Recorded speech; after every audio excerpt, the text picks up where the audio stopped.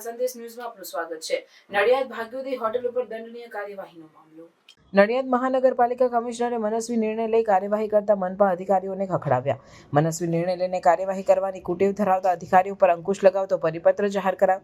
મનપા chief sanitary inspector Mayank Desai અને મનપા આરોગ્ય અધિકારીએ રેસ્ટોરન્ટમાં રેડ કરતા પહેલા નહોતી કરી કમિશનરને જાણ। નડિયાદના સેનેટરી ઇન્સ્પેક્ટર અને આરોગ્ય અધિકારી ડોક્ટર પ્રેરણા ગુલાણી દ્વારા ભાગ્યોદય રેસ્ટોરન્ટને 50,000નો દંડ ફટકાર્યો હતો।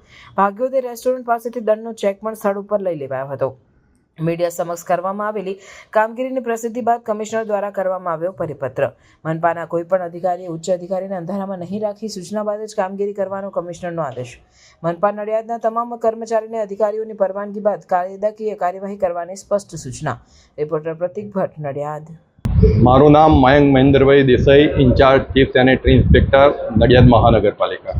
મહાનગરપાલિકા નડિયાદમાં આપણે જે પ્રાઇવેટ સેક્ટરોમાં આપણે જે ચકાસણી રૂપે કરો છો તો કઈ રીતની કામગીરી હોય છે? અત્યારે આપ જાણો છો મહાનગરપાલિકા થઈ અને કમિશનર સાહેબ આવ્યા।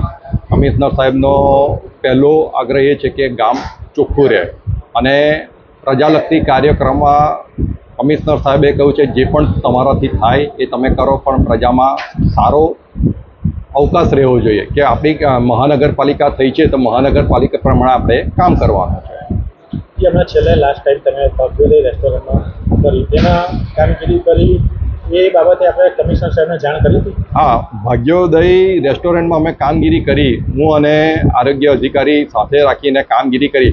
કામગીરી પૂર્ણ થઈ ગયા પછી હું અમારા તત્કાલીન ચીફ ઓફિસરને અત્યારના નડિયાદ મહાનગરપાલિકાના ડીવાયસીએમ ખુદર સાહેબને એ બાબતે રાત્રે જાણ કરી દીધેલી છે કે આ બાબતે અમે આ રેસ્ટોરન્ટમાં આવી રીતે કામગીરી કરી અને ગંદકી બદલ અમને 50,000નો વહીવટી ચાર્જ દંડ તરીકે આપેલો છે અને એનો ચેક લઈ લીધેલો છે। એ બાબતને ખુદર સાહેબને અમે રાત્રે જાણ કરી દીધેલી હતી। કામગીરી પત્યા પછી કરી હતી? કામગીરી પત્યા પછી કરી હતી, કારણ કે આ કામગીરીમાં મીડિયામાં આવ્યું છે કે ભાઈ કામગીરી કરતાં પહેલાં તમે એ કરવું કે ના, પણ હું તમને એ જણાવું છું ખાતાકીય અધિકારી તરીકે મારે કે કોઈ પણ જગ્યાએ પત્રકારોનો પણ ફોન આવે કે અમને કે જે મીડિયા ગ્રુપ બનાવ્યું છે કે એમાં પણ તમે જાણ કરીને છે, પણ આ વસ્તુ એવી છે કે જાણ કરીને જો જઈએ તો જે અમારો પર્પઝ છે અને અમે પણ જે કામ કરે છે પ્રજાલક્ષી કાર્યો કરીએ છીએ, પ્રજાના હિતમાં કામ કરીએ છીએ।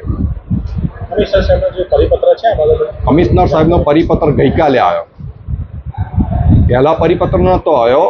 કમિશનર સાહેબનો જે પરિપત્ર આપ માગો છો એ ગઈકાલે આપ્યો છે અને એમાં પણ તારીખનો ઉલ્લેખ કરેલો છે। આપણે સેનેટરી વિભાગમાં પરિપત્ર આપ્યો છે, શું છે? આ પરિપત્ર છે કોઈ વિભાગ માટે નથી, મહાનગરપાલિકાની જે અમે સિસ્ટમ એસ્ટાબ્લિશ કરી રહ્યા છીએ કે કયા પ્રકારની કાર્યપદ્ધતિ દરેક શાખાધિકારીની હોવી જોઈએ એના ભાગરૂપે આ પરિપત્ર કરવામાં આવ્યો છે, જેમાં તમામ શાખાધિકારીઓ જણાવવામાં આવ્યું છે કે કોઈ પણ જગ્યાએ એ લોકોની વિઝિટ હોય તો એની પૂર્વ તૈયારી રૂપે અમને જાણ કરે, મને કે ડેપ્યુટી મ્યુનિસિપલ કમિશનર જે શાખાધિકારી સંબંધિત શાખાના છે એમને જાણ કરીને જ આ બાબતો અમારી જાણ હેઠળ થાય એના માટે આ પરિપત્ર છે, કોઈ પર્ટિક્યુલર શાખા માટે નથી। પ્રાર્થના સંદેશ ન્યૂઝની તમામ લેટેસ્ટ અપડેટ્સ માટે ચેનલને હમણાં જ લાઈક, શેર અને સબસ્ક્રાઇબ કરો।